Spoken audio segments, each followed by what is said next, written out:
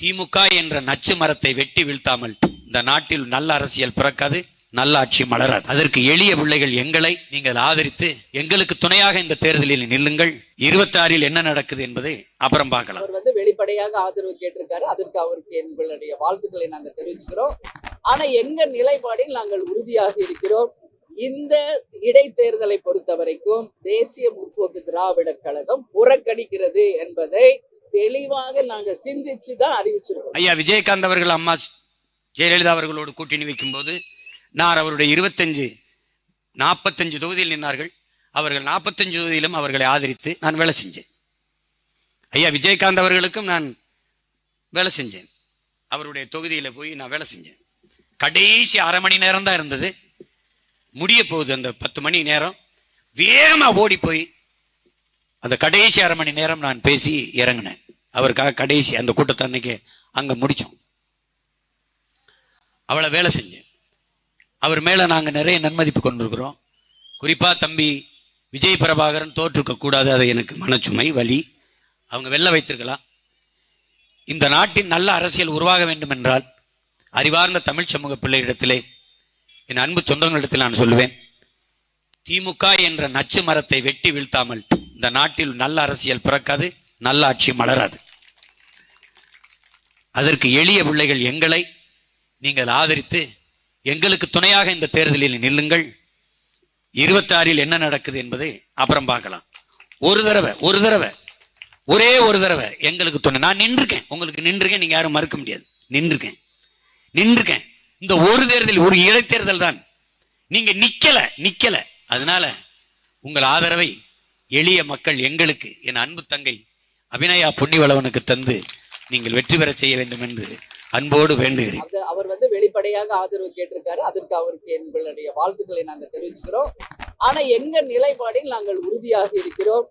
இந்த இடைத்தேர்தலை பொறுத்த வரைக்கும் தேசிய முற்போக்கு திராவிட கழகம் புறக்கணிக்கிறது என்பதை தெளிவாக நாங்க சிந்திச்சுதான் அறிவிச்சிருக்கோம். இது தமிழகத்தில் நடந்த அனைத்து தேர்தல்களையும் சந்தித்தவர்கள் தான் தேமுதிக. முதல் முறையாக தான் இதை புறக்கணிக்கிறோம். அதுக்கு ஒரே ரீசன், அண்ணன் சொன்ன மாதிரி நான் சொல்ற மாதிரி ஈரோடுல ஆட்டு மந்தைகளை அடைத்தது போல இன்னைக்கு எல்லா மக்களையும் அடைச்சி வச்சு ஒரு அநாகரிகமான ஒரு அரசியலை அன்று கையில் எடுத்தாங்க.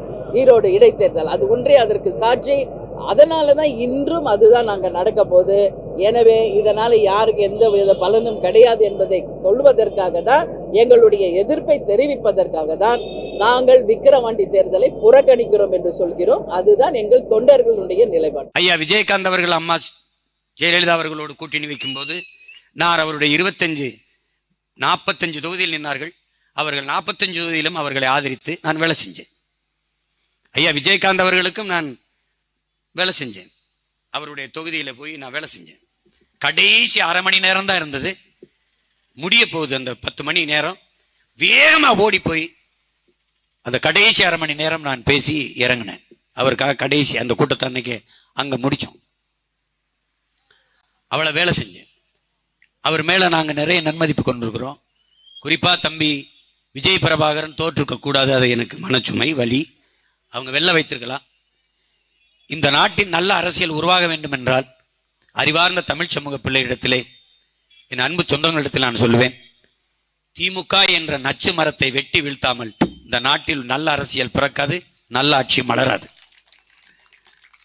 அதற்கு எளிய பிள்ளைகள் எங்களை நீங்கள் ஆதரித்து எங்களுக்கு துணையாக இந்த தேர்தலில் நில்லுங்கள். 26 என்ன நடக்குது என்பதை அப்புறம் பார்க்கலாம். ஒரு தடவை ஒரே ஒரு தடவை எங்களுக்கு துணை. நான் நின்றுக்கேன், உங்களுக்கு நின்றுக்கேன், நீங்க யாரும் மறுக்க முடியாது. நின்றுக்கேன். இந்த ஒரு தேர்தல் ஒரு இடைத்தேர்தல் தான். நீங்க நிக்கல.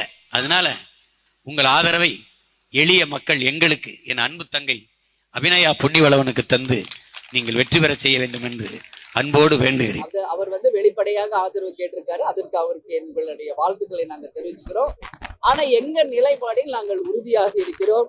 இந்த இடைத்தேர்தலை பொறுத்த வரைக்கும் தேசிய முற்போக்கு திராவிட கழகம் புறக்கணிக்கிறது என்பதை தெளிவாக நாங்க சிந்திச்சுதான் அறிவிச்சிருக்கோம். இது தமிழகத்தில் நடந்த அனைத்து தேர்தல்களையும் சந்தித்தவர்கள் தான் தேமுதிக. முதல் முறையாக தான் இதை புறக்கணிக்கிறோம். அதுக்கு ஒரே ரீசன், அண்ணன் சொன்ன மாதிரி நான் சொல்ற மாதிரி ஈரோடுல ஆட்டு மந்தைகளை அடைத்தது போல இன்னைக்கு எல்லா மக்களையும் அடைச்சி வச்சு ஒரு அநாகரிகமான ஒரு அரசியலை அன்று கையில் எடுத்தாங்க.